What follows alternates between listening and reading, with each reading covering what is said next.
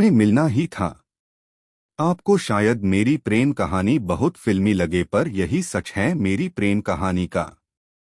मैंने उनको कभी नहीं देखा था, नहीं कभी विदेश जाने का सपना देखा था।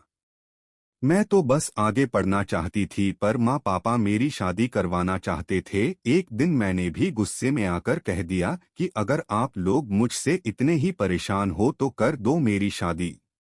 लेकिन इंडिया में नहीं कही, और जहां मैं आप लोगों से कभी न मिल सकूं।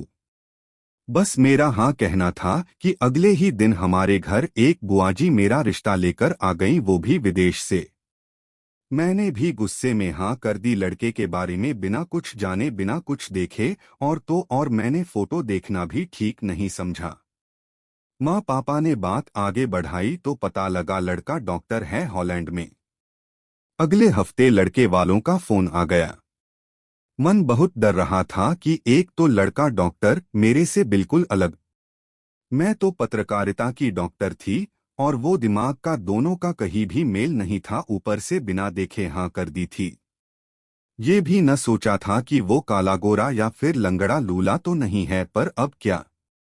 अब तो ओखली में सिर दे ही दिया था, तो मुसलों से क्या डरना था। मैंने फोन पर पहले लड़के की माँ से बात की, फिर लड़के से। जब उसने पहली बार फोन पर हेलो बोला तो जैसे मुझे अपने वशीभूत ही कर लिया।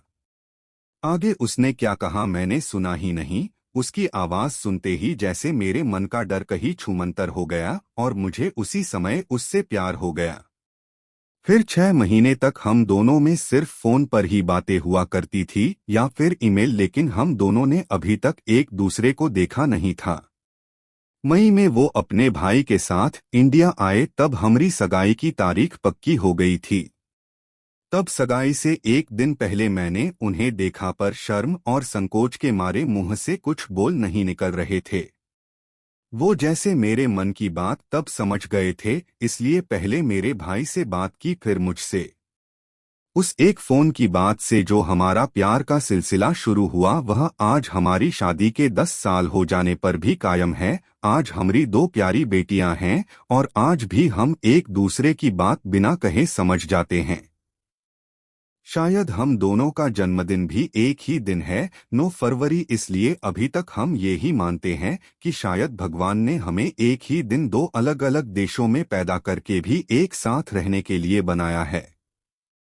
हाँ, और जो माँ पापा से दूर जाने की बात कही थी वो सच हो गई। अब मैं माँ पापा से कभी कभी ही मिल पाती हूँ, लेकिन पति और ससुराल से इतना प्यार मिला है कि माँ पापा की कमी ज्यादा खलती नहीं है।